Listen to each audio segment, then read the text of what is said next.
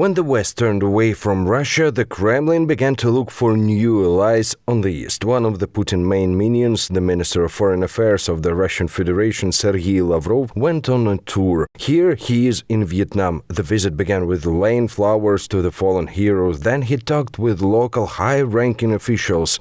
They shook hands, and Lavrov was impressed by such a reception and even decided to leave his feedback in the book of honored guests. Best wishes to all employees of the Ministry of Foreign Affairs of the Republic of Vietnam, who together with us uphold justice in the world on the basis of the UN Charter. Our glorious common history gives strength to efforts in preventing neo-colonial dictate in relations between states. A glorious common history is probably about how the Soviet Union once helped Vietnam during the First and Second Indochina Wars, and also during the Vietnam War.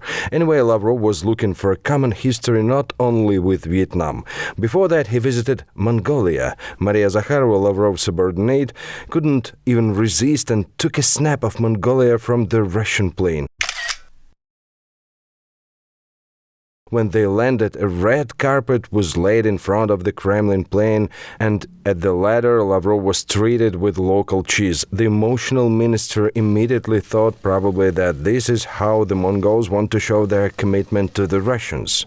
We have matching positions on most international problems. Both Mongolia and Russia proceed from the need to comply with the principles of the UN Charter. First of all, the sovereign equality of states and non-interference in internal affairs. But the most interesting thing was yet to happen. Lavrov met with the president of Mongolia, and it was not just an official reception. They even set up a yurt in the middle of the presidential palace for such a high-ranking guest. They talked there. Perhaps this is how the Mongols decided to remind the Russians who and where the real master is. After all, in the Middle Ages, Moscow princes visited the yurts of Mongolian Hans. However, Lavrov didn't mention that in his speeches. Instead, he started looking for some common history again. Both Russia and Mongolia keep the memory of our brotherhood. On the joint struggle against Nazism and militarism, today we reaffirm the high appreciation of the contribution that Mongolia made to the victory in the Second World War. Hold on a minute, take a look at this photo again. Lavrov, president of Mongolia, yurt, vase. And on the vase, there's a Nazi swastika.